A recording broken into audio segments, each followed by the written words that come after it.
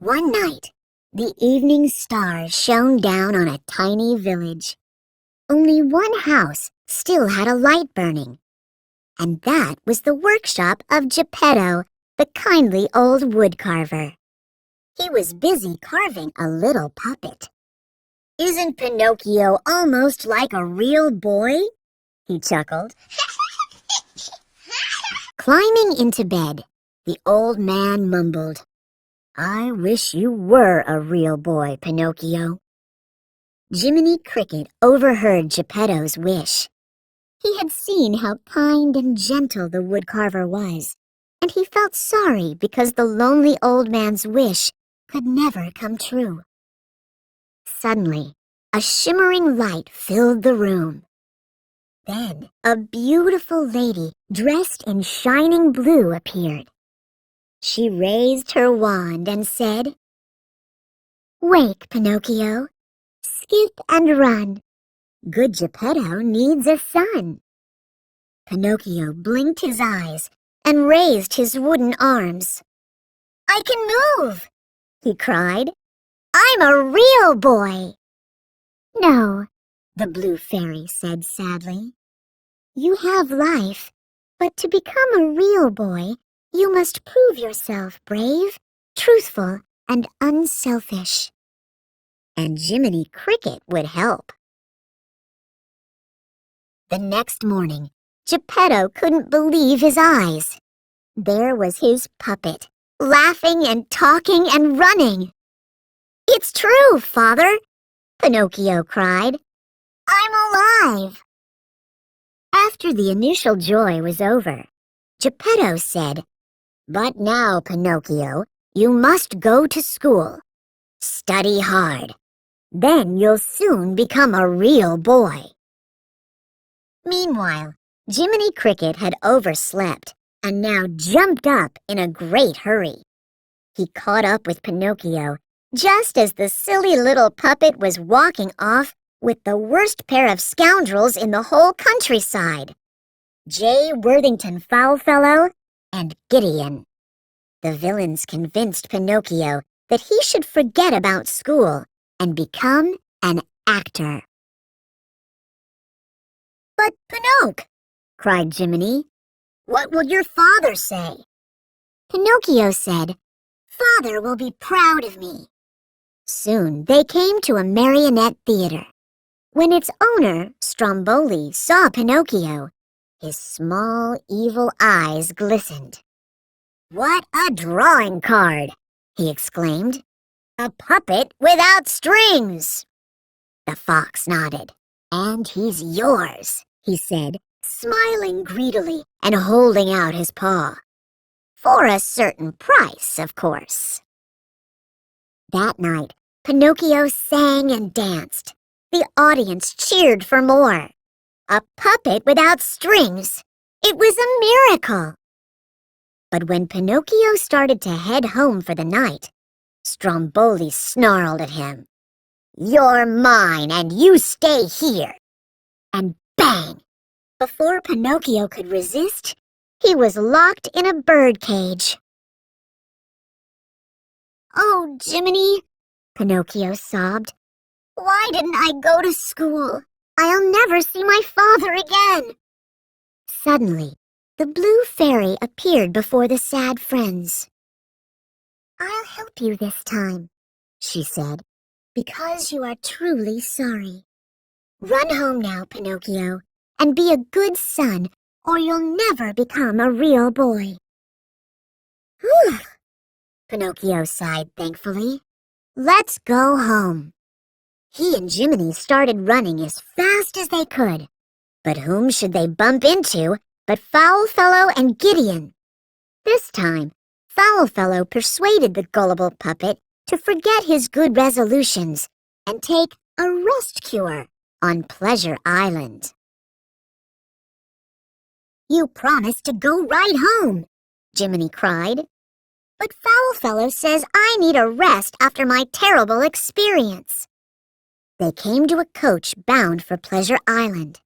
It was pulled by small donkeys and filled with noisy boys.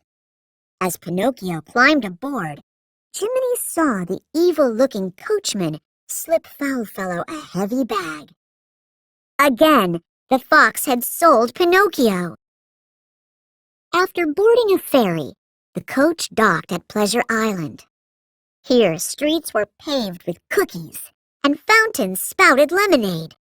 Pinocchio soon made friends with a young bully called Lampwick, who was always in the middle of mischief. Jiminy was not happy. He shouted at the puppet to go home. "Don't tell me you're scared of a beetle," Lampwick snickered. Jiminy was about to march off, when all of a sudden Lampwick and Pinocchio groaned.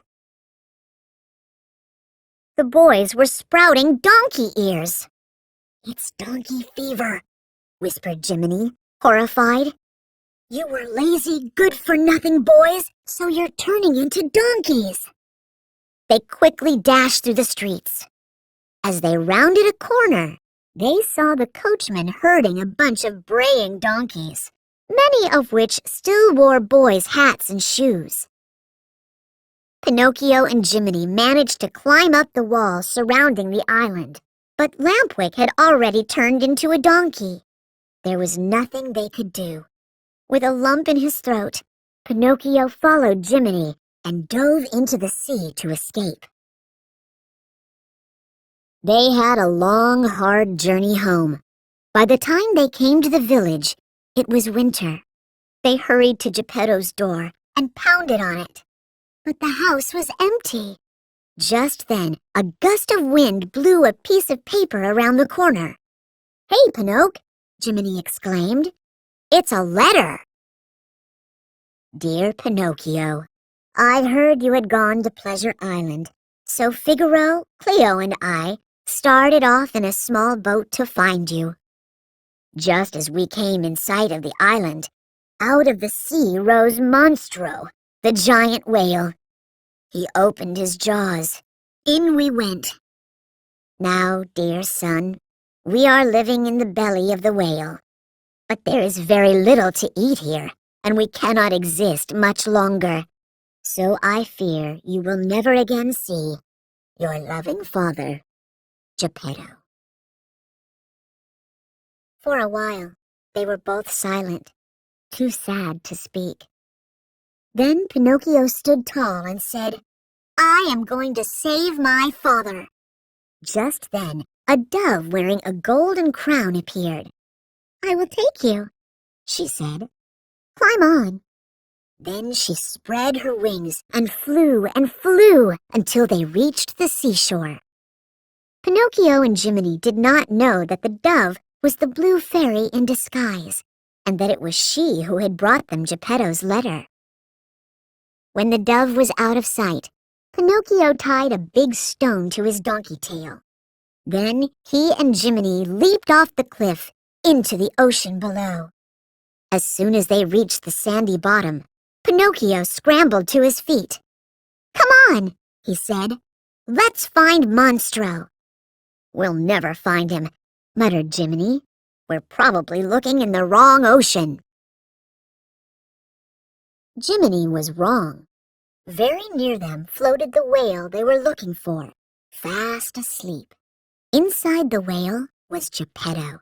He had set up a crude home from the ships the whale had swallowed, and every day he fished in the whale's belly. But now that Monstro was sleeping, no fish came in. "Not a bite for days, Figaro," Geppetto said mournfully to his cat. "If Monstro doesn't wake soon, we'll all starve." Just then, Geppetto felt a nibble. "Food, Figaro!" he cried. But when the catch was landed, it was only a cookbook called How to Cook Fish. It was a solemn moment. All felt that the end was near. And then the whale moved. Monstro gave an upward lunge, and through his jaws rushed a wall of water. With it came fish, a whole school of tuna. Pinocchio saw Monstro coming at him. He held onto a fish and was eaten too. Soon, Geppetto was pulling fish after fish out of the water. He was so busy, he almost didn't notice Pinocchio getting pulled on board. "Oh, my own dear son," he exclaimed. "Is it really you?" They were thrilled to see each other again. Now, if they could only get out of the whale. Pinocchio had a plan. The puppet set fire to a pile of crates.